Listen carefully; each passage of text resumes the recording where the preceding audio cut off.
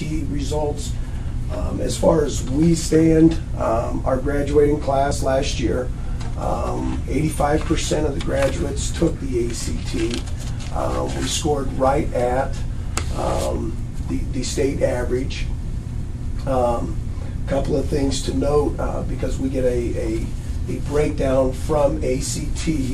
As Mr. Krumel noted, those students who are taking what I'll call our college prep coursework, that being 4 years of math, 4 years of science, 4 years of English, which is required, but the 4 years of math and science, those students scored well above the state average. And if you want to take a look at some of that data, you're certainly welcome to.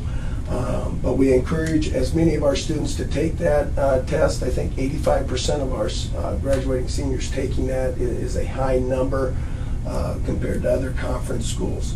Other conference schools are using what they call John Baylor Test Prep. It's a program that takes away instructional time in the classroom to specifically teach to the ACT test. Conference principals are reporting that it is helping. They feel like it is helping their ACT scores to a certain degree. We have been hesitant to be a part of that program. We do offer an ACT prep course to students that they can access 24 hours a day, 7 days a week, as opposed to taking out class time for it. But it's something, you know, myself and Mrs. Krumel, our guidance counselor, will take a look at and research to see if it's something we want to move towards. On that one, they don't allow them to take it home with them, the one that he's talking about.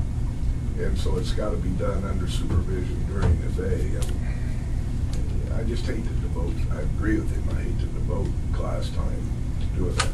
Whereas ours, the kids can get on the computer anytime and take practice tests. Plus, we have some of our teachers that work with them prior to taking the test, and that really helps too.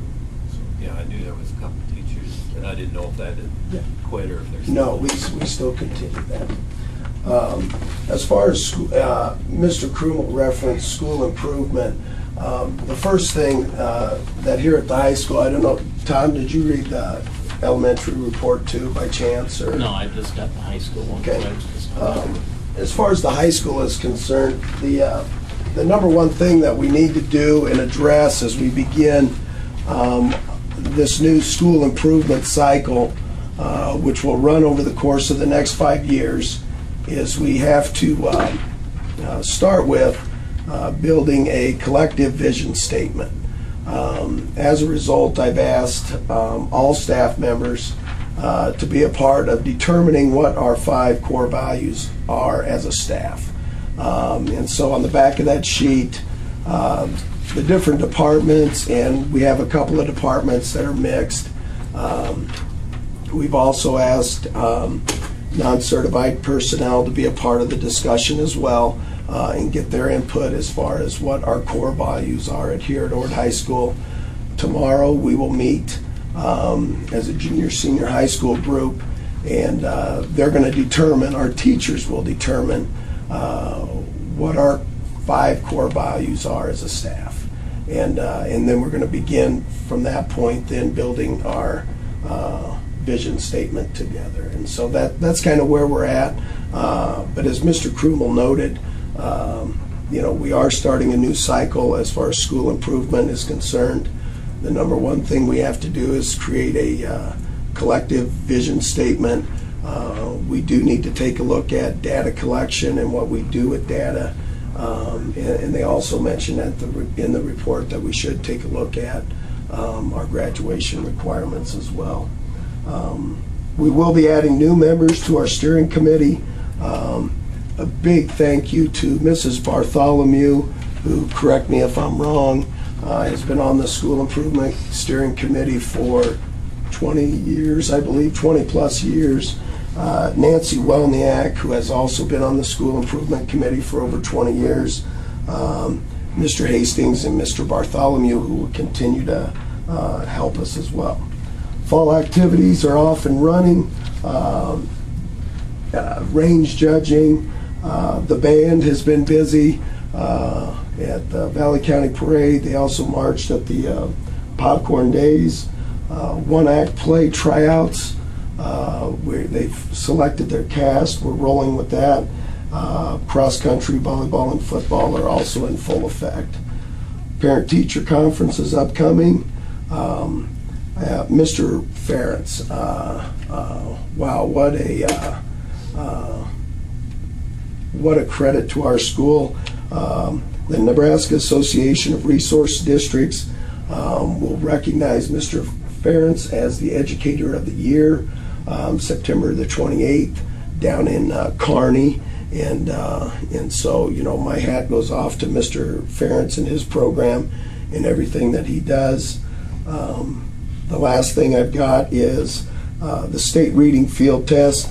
The window to take that field test and have our students prepare themselves for the test in the spring opens after October the 1st. And so we will be participating in that field test to ready our students for their work in the spring. And so that's all that I have. Want to introduce? Oh, certainly. Mr. Gates. Well, I met a lot of you before. Yes. See you all again. Mr. Gates works in the social studies department. He's going to be teaching, coaching. He's coaching football currently and also basketball, and doing great things. If you get a chance, check out his website, and you can respond to his blog questions. He's getting us all involved in that technology. And then Mrs. Cook is also a part of our math department and really doing a great job. Thank you. Thank you. Yeah, I apologize. Welcome to the school Short board. notice. That Sorry. was my bad. I'm sorry. So, With the school improvement committee, what was suggested at the meeting that Kim and I attended at the, what was that, the area membership meetings, they actually suggested part or a member or the member of the curriculum committee be part of the school improvement committee too. Now, I don't know, how we want to proceed with that, but they strongly encouraged it, and some schools are doing that. I think it'd be great. it'd be great. A lot of meetings. I know. Having like a board meeting on the school improvement got it. process. I think it'd be great. Because a lot of time is put into it, by the staff. So, something we need to look into, I would say. Any other questions for Mr. Brady? Mr. Alexander? Okay, I have some materials I'm gonna pass out here today. Thanks, Nick. While these are going around, I just want to say that Mac shouldn't have to shoulder that entire responsibility on the situation with the pictures this morning, and I will shoulder that responsibility. That's a oversight on my part, being new to the district. I guess I thought that was taken care of, and apparently it wasn't, so we will correct it for the future. I apologize for any undue stress that was caused over the situation. It was just simply a situation where on Monday morning when pictures come in, I guess I don't have to sit around too. We just had some miscommunication, so if any harmful intent was perceived there, it definitely was not that. It was just, so I apologize for that. Coming around to you is, Max asked me if I'd talk to you a little bit about, I can't talk sitting down, so I'm going to stand up. He asked me if I'd talk to you a little bit about the MAP test that's coming up. I know you've heard a lot about it, and I guess as we dive into it Wednesday, it'd be nice if you had some information, just so if you're asked about it, you'd be able to know. But the pink sheet is just a basic MAP test information sheet that was given to parents that showed up to the parent meeting that was held last Wednesday night. And it just goes through this, some of the things that we're required to do as a school system, and